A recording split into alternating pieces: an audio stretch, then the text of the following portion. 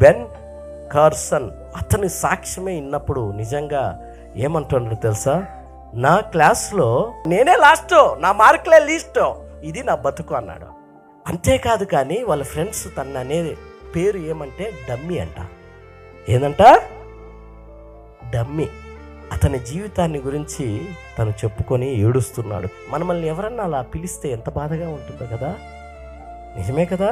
అంటే డమ్మీ అంటే అర్థం ఏంటంటే ఇక్కడ బుర్ర ప్లేస్లో ఏముందంట, మట్టి, ఏమి లేదు అది అని చెప్పుకున్నారు, హేళనగా మాట్లాడుకున్నారు. కానీ అయినప్పటికీ దేవుని యందు విశ్వాసం ఉంచి తను ఎక్కువగా దేవుని వాక్యాన్ని, దేవుని యొక్క సువార్తని తల్లి నేర్పించింది ఒక మాట, అయ్యా నీవు ఆ మాటలు ఈ మాటలు ఎన్ని పట్టించుకోవద్దు, కానీ దేవుడు నీతో ఉండి దేవుడు కార్యాలు చేస్తాడు. ఈ డమ్మీనే ఒకరోజు ప్రపంచాన్ని గుర్తిస్తుంది అని తల్లి బలపరుస్తున్న కొలది ఆ బిడ్డ జీవితంలో ఎదుగుతూ వచ్చింటున్నాడు.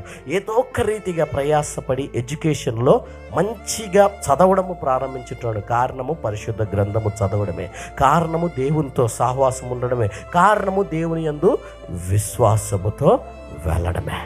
అంతా అయిన తర్వాత కొన్ని సంవత్సరాల తర్వాత ఎక్కడుండో తెలుసా? అతను డాక్టర్. ఎవరో డమ్మీ ఏమైంటున్నాడు? ఒక మంచి వైద్యుడు. ఇలాంటి కాదు, న్యూరో సర్జన్గా.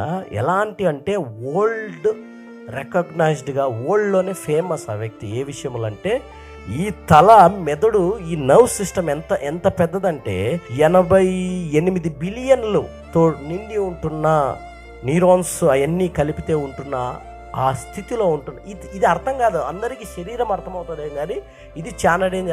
అక్కడ వ్యాధులు వస్తే ఇంకంతే కథ అంటారు, అక్కడ బలహీనతలు వస్తే ఆ సర్జరీ చేయటానికి చాలా భయం. కానీ ప్రపంచంలోనే ది బెస్ట్ సర్జన్గా మారింటున్నాడు. ఇద్దరు ఆ బిడ్డలు అలా తల జాయింట్గా పుట్టిన బిడ్డల తల సర్జరీ 1987లో చేసి సక్సెస్ఫుల్ అయిన తర్వాత అతడు ప్రముఖ డాక్టర్. ఎవరికన్నా ఏదన్నా పరిస్థితి ఉందంటే ఆ డమ్మీనే ఏందంట, ప్రపంచంలో కాంప్లికేషన్ ప్రాబ్లం ఎక్కడన్నా ఏదన్నా తల మెదడులో వస్తే ఆ డమ్మీనే కావాలి లోకానికి. ఎలా సాధ్యమైంది ఆ డమ్మీ ఈరోజు ఇంత స్థాయికి రావటానికంటే తను చెప్పే మాట ఏంటంటే, నా దేవుడయ్యా, నా దేవుడు నన్ను తెచ్చింటున్నాడు పైకి, నా దేవుడు నాలో ఏం నింపింటున్నాడు. లోకమంతా డమ్మీ అని మాట్లాడుకుంటే నా దేవుడు మాత్రం నన్ను ఏమన్నాడు, నువ్వు చాలా విలువైన వాడి, నీ జీవితాన్ని గురించి తెలుసుకునే రోజు వస్తుంది, ముందుకు వెళ్ళాలన్నాడు.